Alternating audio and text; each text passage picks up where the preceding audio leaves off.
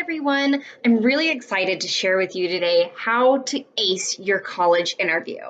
My name is Rachel Butler, and I work for Drake University, which is a private liberal arts college located in Des Moines, Iowa. I, as a regional admissions counselor, live here in DFW. So should you have any questions about acing your interview, the college process, or Drake, I have my contact information at the end.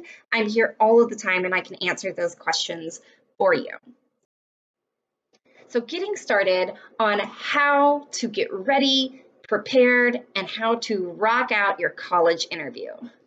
With this slide, I'm going to address a little bit about how the interview might be utilized. I think it's important to note that not every university or college will require an interview. And those that do offer or require or suggest an interview, they are not always being utilized for the same thing through the admissions process.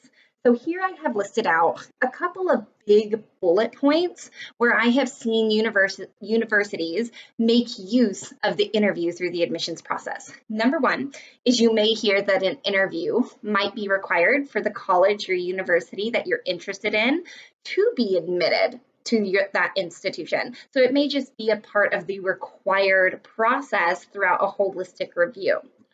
Some schools, like mine at Drake University, may require interviews to only those that are opting in as test flexible optional candidates. So as an example, my institution, we require an interview if a student would like to be reviewed for admission without their test scores. And so we're utilizing that in lieu of test scores. Some institutions may require an interview separately for the scholarship process. You may also see that some institutions would like to set up an interview with you to inquire further about you as a candidate after reviewing your application. And so kind of to dive into that one, that may be something like, I'm sitting here, I'm reading candidate X's application, and I may see some things on there as far as maybe there's something in the essay or there is not an essay, or there's something going on sophomore year in your high school transcript.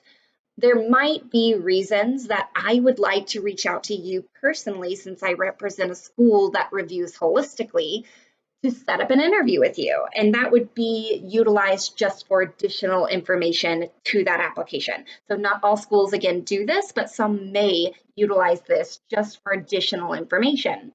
And same thing with that supplemental information. You may have some institutions that list the interview as optional. And I'm sure you've heard at this point that optional normally is a great thing to do in all scenarios. But if a school lists this as optional to do the interview, this might really be your opportunity to kind of shine as a candidate going through this process. Some schools may utilize interviews with an admissions counselor or a representative of the school to note demonstrated interest. So how interested are you in attending that school? And of course, there are a wide array of other things that schools may make use of an interview for, but these are some of your big ones. A big question I get a lot too is, how is an interview weighed in the application or scholarship process? How big of a deal is this? And I think the answer to that, as you'll probably find throughout this presentation, is obviously it depends. But some institutions, this may be a fairly heavy weighted item. For some, this may just be a small additional supplemental documentation that an institution is considering as well. So this is something that if it's important to you, I would encourage you to reach out to your admissions counselor personally and to ask them what that process really looks like and how heavily this is being weighted in the admission or scholarship process. When you are conducting an interview, again, there are several different ways in which this can be done. I think when I say interview, when I visit you all at your high schools, so many people innately think of coming to campus and doing a face-to-face interview. However, like I mentioned in my introduction, I am a regional. So many of my students may reach out to me via email wanting to set up their interview, if they're coming through as test flexible, because remember I said that's how Drake will conduct their interviews, and saying, I'm coming to campus and I'm excited and I'd like to do my interview. I'm rarely on campus because I live here in Dallas-Fort Worth locally. So what my institution does is actually more so that third bullet point that you see listed there. I typically prefer to do a video conference call. That will allow me to still see you as an applicant, to take in your nonverbal communication as well as your verbal skill sets. And so that's why I typically prefer that, but it also is just so dang convenient to be able to utilize Skype or Zoom or FaceTime at any point to conduct that interview. Face-to-face on campus, some institutions will require that you go to campus and meet with an admissions rep face-to-face to do your interview. Some may have an option of face-to-face meetings still required, but they perhaps might meet with you at a local coffee shop off campus. So I would inquire with your admissions rep which of these several options they prefer or which may be required. Some other things you may see as far as conducting interviews is maybe via phone. So rather than a video conference, maybe your admissions counselor wants to call you for a chat and do an interview via a phone call. Sometimes you may see it's not your admissions representative conducting the interview at all. Perhaps it's an alumni representative, and so you may see that. Also, sometimes student ambassadors may conduct these interviews with you as well, and perhaps sometimes other volunteers as well. In short, there are several different ways that you may experience an interview, so not every single university will conduct these in the same fashion every time. It's important to think about what you will wear in your interview as well. My best rule of thumb for this is there isn't necessarily, I think, a right way to dress for an interview, but unfortunately, I feel like sometimes there's definitely a wrong way. And so my best advice to you all as you prepare for this college interview process, whether that be via a Skype phone call, something like that, some sort of video conference rather, or perhaps face-to-face with an alum or a representative of the school, whatever it is, if it's going to be something where you're visually seen, I think the best rule of thumb is to always overdress. It's better to be overdressed than underdressed. Also, some of the times when I'm going through an interview based on what a student wears, particularly if a student is truly overdressed for the interview, immediately in my head, I'm like, oh, brownie points for the tie. So I think that's probably a great rule of thumb to follow. At the very least, I would encourage you to appear clean and well put together. There is psychology behind this. I think when we're doing an interview with a potential student to our institution, what you wear, what you choose, you have an option here. What you choose to wear, I think, sends a very loud message about how you want to be perceived. When you're preparing for your interview, I'm going to, over the next couple of slides, just kind of list a couple of things that I've collected over the years of doing interviews and preparing maybe for jobs or colleges or whatever it is that I've gone through. So I'm listing for you all just things that I found that have worked, as well as some things I've looked into, researched, or things that I've heard my colleagues suggest. So I'm sharing that now because I think you may function in a very different way than some of these things I'm listing here. So some of these stuff may not be best practice for you, but perhaps you've never tried some of these before and you find that trying it out could be very useful for the way that you prepare as well. A big area where I would start is researching online. So in short, Googling what college interview questions look like. I would not do a one-stop shop at the first link that pops up. I would look at anywhere from 5 to 10 minimal different web links that you find when you Google college interview questions, and print some of these out, write them down, type them up in a Word doc, whatever works for you. But I would write down several different questions. The biggest thing that has always helped me is practice. When I first started preparing for interviews, when I was getting ready to graduate college and go into the quote unquote real world, I practiced with people, mainly my mom, but I practiced with friends, some siblings, whoever I could get to sit down, my cats, whoever would sit down and listen to me through this process. And by practicing several different questions, I found that when I sat down for the interview, they flowed a lot more naturally. Nowadays, I like to practice alone.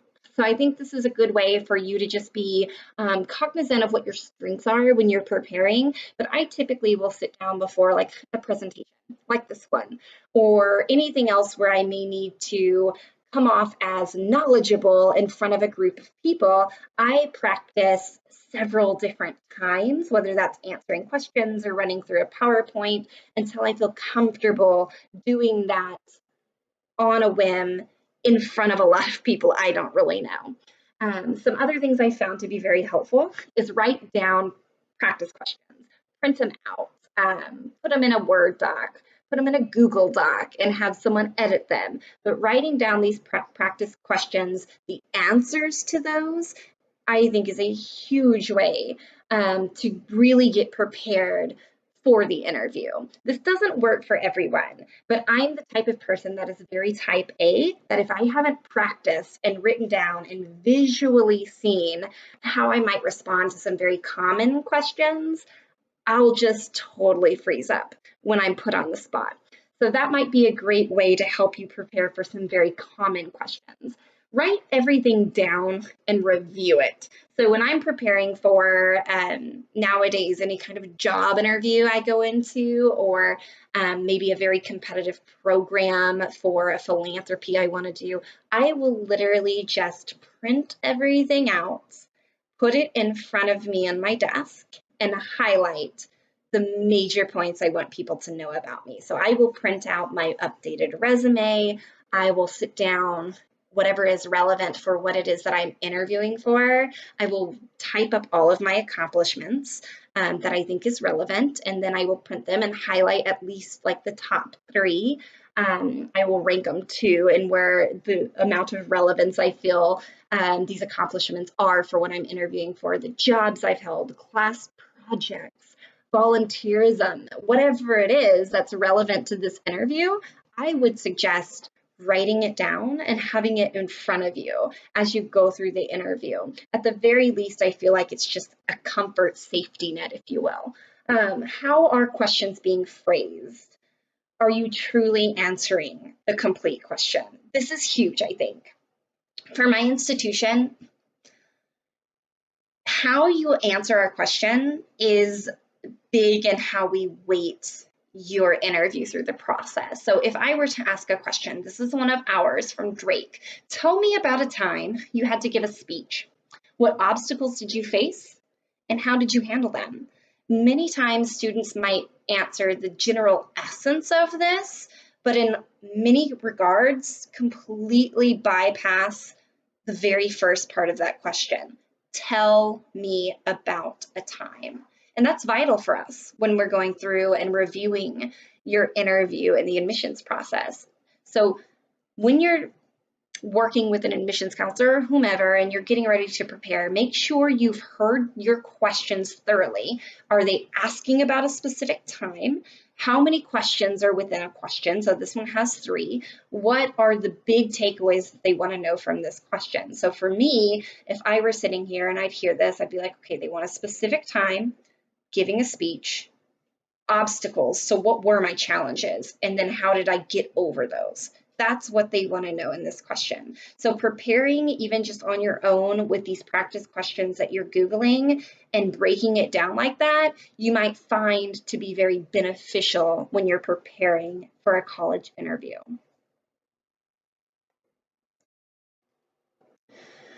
So this is some things that I feel when you're going into an interview, you're not going to be able to say it all. Knowing that up front is huge, and that's okay. But there are some major things about you that you need and you want this interviewer to know by the time you leave. And so by thinking about those prior to, I think will help the interviewer walk away with moments that make you shine as a person. In the next couple of slides, I'll kind of talk about these things that you absolutely need the interviewer to know about who you are as a person. When you go into the interview, this first one for me, not a big deal. But I think when you think about this in terms of how we talked about dressing for an interview, it's better to overdress than it is to underdress. I think when you're addressing your interviewer, so my name is Rachel Butler, addressing them in a formal style is probably a better rule of thumb than, hey, miss, hey, you, what up, Rach? But if you start off with, oh, hey, Miss Butler, it's really great to meet you. I'm so glad that you're taking the time to do this interview with me. Some other bullet points to think about, something that shows you know the school well. So when you're sitting down with me, I want to make sure that you've taken time to get to know my institution. And so by saying a simple statement of, hey, what I love about the University of College is its emphasis on service learning. Maybe you found something in researching the institution that you really loved, and it was pretty unique to that institution. Making sure that you bring up that you have done your homework, I think, is important in the interview. Something that shows who you are as a person, not just a student. That is huge. When I'm interviewing students, I want to know who they are. What can that individual bring to Drake University to make us thrive, to make us better, not just did they get straight A's. And so this statement is a little bit more about who a candidate might be as a person. So perhaps someone says, winter is my favorite season, so I definitely want to go to a school up north where I can ski, because skiing is your passion, and then therefore elaborating on that as well. So getting to know you as a person outside of the person that you are as a student, I think, is huge through this process. Something that shows off your skills is another big takeaway you want to leave with the interviewer. So this example is, my favorite part of senior year so far was playing the lead role in the fall musical, and then elaborating on why that is such a big deal for you and how you thrived in that role. You want to make sure you're showing off your unique skill sets when you sit down for an interview. The last thing on this slide is, it's important to let the interviewer know something that demonstrates that you are curious and want to know more about the school. So I love it when the few times a student may bring up in an interview with me, I saw online that College State University offers a crew program. Could you tell me more about that? Or maybe, I saw that your Chinese language minor requires 22 credit hours, but I couldn't find much about what that learning environment is. Could you elaborate? So I think these things would be very helpful in making sure the interviewer gets a better sense of who you are. The last couple of things on that same topic that I think are important is going back to that sharing the details. So the example of Drake's interview question about telling me about a time you gave a speech, I think making sure you share the details is vital. When I'm doing an interview with you, I'm not looking for just a couple of sentences, yes, no answers. I want all the words. Like, give me everything. And the more that you share through your interview, I think is only the better off it's going to make you through that process. Of course, making sure that the subject matter is obviously relevant to the question. Don't go off on a random tangent, but the more details to a particular question that is asked, the better off you may be through this process. The interview is also a very great opportunity, should the opportunity arise, to bring up concerns one might have about your application, resume, transcript, and so forth.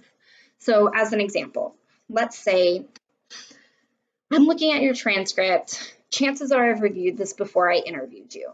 And I noticed that junior year, all of your grades just kind of plummeted, and you had been performing well freshman year. You took these advanced rigor, AP, IB, all these dual credits your sophomore year, and you were killing it. And then all of a sudden, things went awry. And I can tell, because I've been doing this for a while, something's up here. But if I don't see that in anywhere documented, I have no idea what's going on. And so in many times in an interview with my questions, they naturally bring up an opportunity for a student to elaborate on that. And so if you have that opportunity, because I see it and I'm wondering what's going on, I desperately want you to fill in the blanks. This could be a prime opportunity for you to fill in those details as to what happened. So maybe I saw that you and I are doing an interview and you're like, look, junior year, I lost my mom and it was to a battle of cancer. And it was just, I was in a dark place. I didn't know how to figure it out, but I stuck with it. I didn't give up my advanced credits. I went to a counselor and they helped me understand tool sets in overcoming this hardship that I've been through. And since then, I've learned that when life happens, when hard things happen, I now know how to overcome that.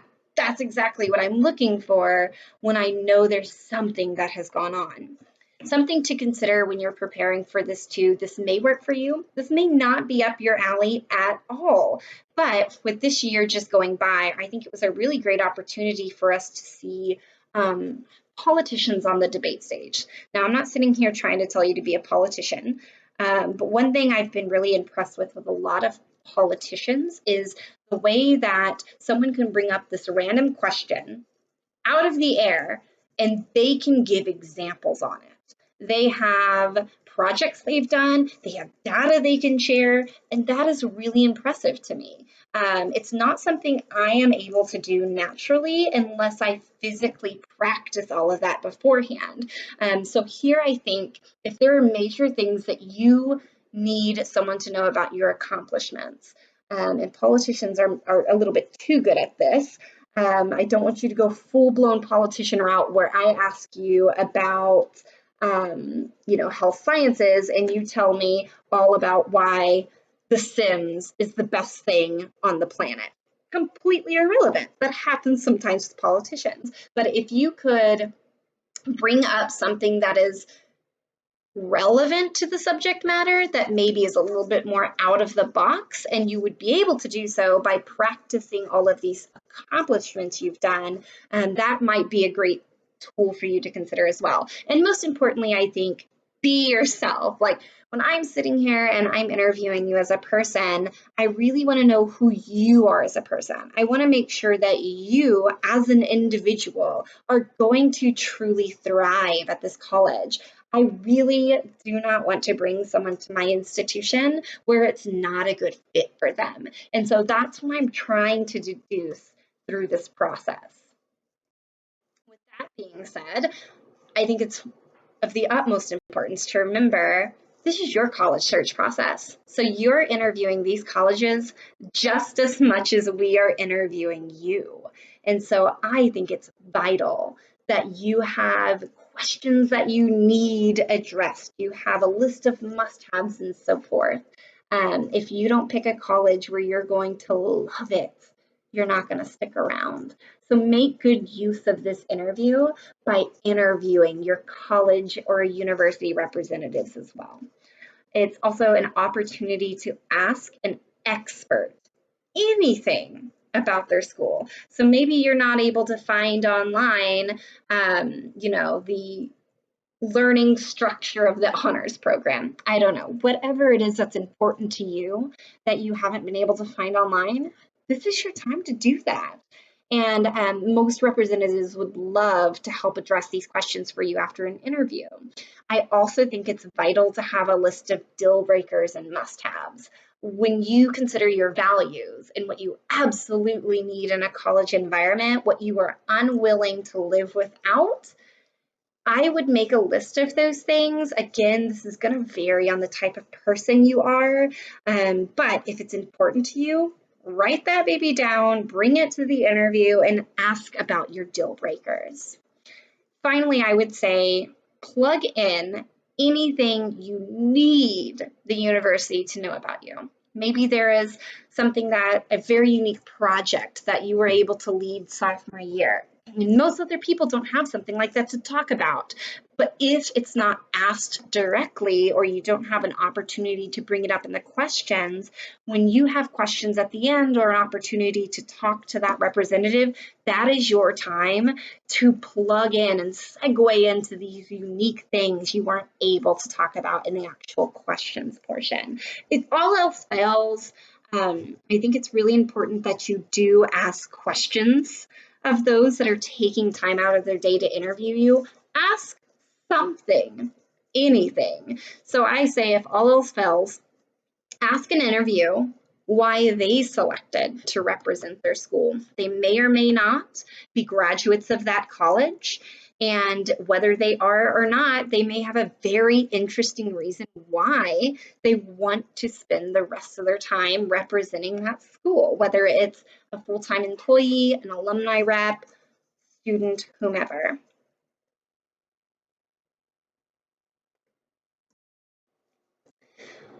When you're going through the interview, there are some realities I would love for all of y'all to be aware of. Interviewers, like everybody else in this whole world, has a human bias. And I think that most of our institutions have done just a bang-up job of training us to be cognizant of our biases when we go through this admission process. But it is important to know that all of us do have a bias. And so when we're going through this interview process, my background, I have done 8 years in psychology and counseling as an education. I do this job because I want that emotional gratification of helping people. And so knowing all of that about me, that's going to be a bias I have when I go through this process. I may have powerful moments when someone has that innate need to help others as well. I try to check these biases, but I think knowing that your interviewer is going to have a bias is good for you to know. If anything, it means there's nothing necessarily wrong about you as a person, but yet it's what is this interviewer looking for within you, not only getting hung up on their biases, but what are they intentionally looking for in you as a person to represent their institution, to thrive there. So be cognizant of all of the complexities that involve us, college reps or whomever, as the interviewers through this process. What are your failures and how did you overcome them? That's huge. I'm not gonna lie. I don't necessarily love interviews where all I hear from the candidate is how perfect they are and how great they've done everything. I'm looking for flaws because that's part of being a human. And the biggest reason I want to hear about flaws, I have specific questions geared towards tell me about how you failed. And the reason I want to know this is not because I want to know that you have failures. It's because I want to know how you handled them. Because when you come to my college, life is not going to be easy breezy. It doesn't matter what college I represent. You're going to have hardships. And I need to know that you know how to handle those hardships. And so through this interview, make sure you take a moment, at least once, to talk about a big failure you had gone through, but intentionally plan for the how did you overcome it? Because that's the point of bringing up any failures. Another point is, what can you bring to this university or college? I've mentioned this offhand a few times, but that's because it's a big deal. When I'm interviewing you, I'm looking for several different things, but one of them is, how can you be added into my functioning institution and how can you make it better? Where can you bring skill sets that others aren't bringing to the table? What's going to be your item to own at my institution? So knowing how and what your skills are, what you specifically bring to this college to make it great or better or to continue on and thriving, be prepared to bring up some of those as an example.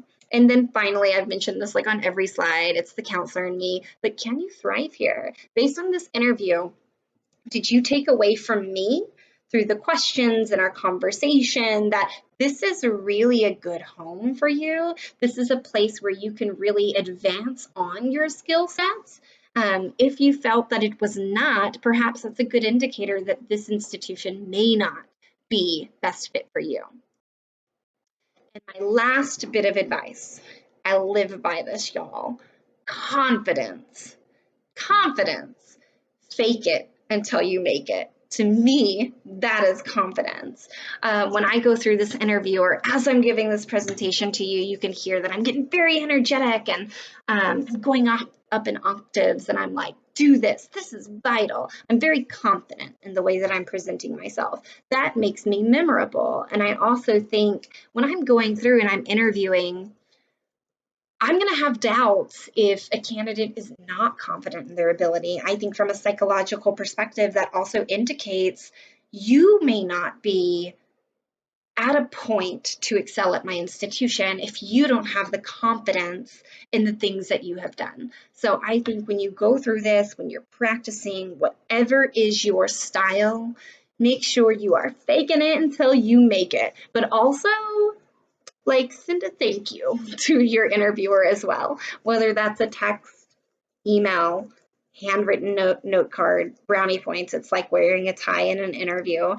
Make sure to follow up with your interviewer with a personal thank you for their time.